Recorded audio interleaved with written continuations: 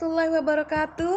Selamat datang di kanal YouTube Mas Dosen Production, media informasi bagi dosen dan mahasiswa di seluruh Indonesia yang akan mengupas tuntas topik seputar Tridharma Perguruan Tinggi dan dinamika kehidupan kampus.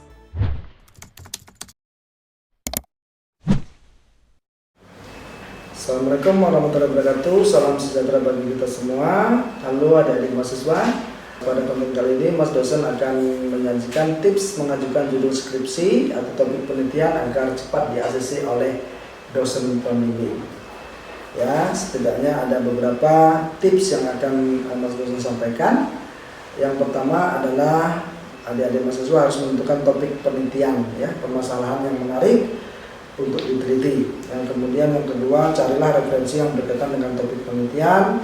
Kemudian tips yang ketiga, setelah membaca dan memahami penelitian sebelumnya, tentukan fenomena gap yang bisa adik-adik mahasiswa angkat dari penelitian sebelumnya. Kemudian keempat, tentukan tujuan latar belakang masalah, sumber data dan teknik penyelesaian masalah dari topik penelitiannya. Kemudian buatlah judul yang eye-catching, yang menarik. Kemudian yang ke-6 adalah pastikan judul yang kamu buat tidak ketinggalan zaman, ya. Untuk lebih jelasnya, perhatikan tabel berikut. Mas Dosen akan jelaskan secara detail satu persatu. Yang pertama, untuk mengajukan judul skripsi agar cepat di-ACC, yang pertama adalah adik-adik mahasiswa harus menentukan topik penelitian permasalahan yang menarik untuk diteliti sesuai dengan minat dan bidang keilmuan adik-adik mahasiswa. Misalnya bagaimana caranya? Yang pertama, adik-adik mahasiswa menganalisa mata kuliah apa yang paling disenangi, kemudian mata kuliah apa yang kita kuasai, kemudian menentukan hal apa yang akan dibahas, ya. Jadi penelitian itu adalah berangkat dari sesuatu yang kita ketahui. Jadi bisa berangkat dari mata kuliah yang kita senangi atau mata kuliah yang paling kita pahami. Dari situlah nanti akan timbul ide penelitian.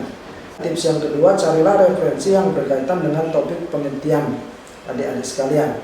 Misalnya dengan cara search atau mencari di database Google Scholar misalnya, atau database lainnya, kata kunci dari penelitian yang ingin diteliti, ya. Jadi nanti dari database itu akan muncul beberapa artikel yang relevan, beberapa penelitian-penelitian sebelumnya yang sudah dilakukan. Dari situlah nanti adik akan mendapat ide penelitian. Kemudian carilah buku rujukan skripsi dan jurnal relevan yang berkaitan dengan topik penelitian. Ya, jadi selain jurnal, selain artikel yang dibaca, kita juga harus membaca buku rujukan atau buku referensi. Bisa juga nanti kita bisa membaca buku-buku grand teori yang akan nanti mendasari atau akan mengarahkan penelitian adik-adik mahasiswa sekalian.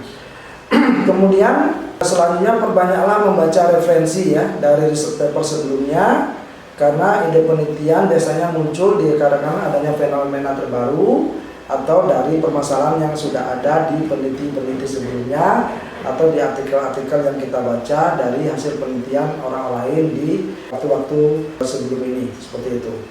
Kemudian tips ketiga, setelah membaca referensi dan memahami penelitian sebelumnya, tentukan fenomena gap, ya, masalah dari topik penelitian kita. Jadi sebuah penelitian yang baik itu adalah penelitian yang akan membuat jembatan dari gap yang ada. Jadi penelitian-penelitian sebelumnya sudah melakukan penelitian di bidang apa atau dalam hal apa, kemudian ada gap yang masih kosong. Nah, disitulah kita sebagai peneliti mencari topik yang masih kosong atau mengisi gap yang ada. Jadi dengan harapan dengan kita mampu mengisi gap yang ada, kita bisa menghasilkan novelty atau sebuah kebaruan atau sebuah kontribusi penelitian, dan itu nanti penelitian kita akan lebih bermanfaat, seperti itu. Kemudian tips yang keempat adalah tentukan tujuan. Jadi tujuan penelitiannya apa, kemudian latar belakang masalah, sumber data dan teknik penyelesaian masalah dari topik penelitian kita. Jadi harus jelas metodologinya seperti apa, ya. Jadi dari metodologi, dari pemilihan partisipan, dari pemilihan teknik data collection, kemudian dari data analisisnya seperti apa, kemudian bagaimana data disiplinnya seperti apa, itu harus dijelaskan di dalam sebuah proposal penelitian. Jadi metodologi harus jelas dan runut. Kemudian Yang kelima, buatlah judul penelitian itu yang eye-catching, yang menarik, yang atraktif, ya, yang bisa mengesankan dosen. Wah, ini penelitiannya unik, ini penelitiannya ini menarik, ini penelitiannya terbaru. Hal-hal yang bisa kita temukan atau bagaimana kita bisa memilih judul yang unik, bagaimana kita bisa memilih judul yang baru, bagaimana kita memilih judul yang atraktif, itu kita bisa dapatkan dari banyaknya membaca referensi, banyaknya informasi yang kita dapatkan, dan akhirnya kita bisa menemukan atau merumuskan sebuah topik penelitian yang menarik, judul yang eye-catching, dan kemudian juga kontribusi yang nanti diharapkan juga sangat bermanfaat seperti itu.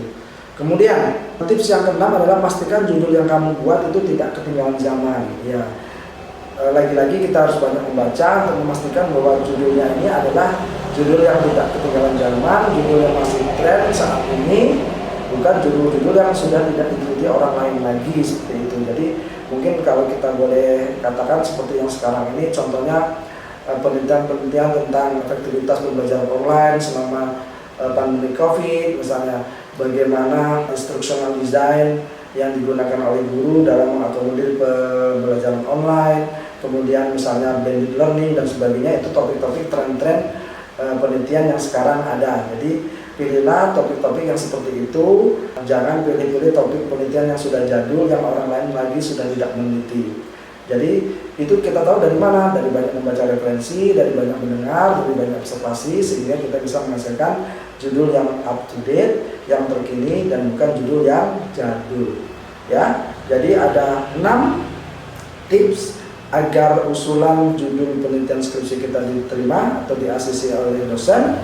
Yang pertama adalah tentukan topik penelitian dan permasalahannya dengan membaca, kemudian carilah referensi yang berkaitan dengan penelitian kita.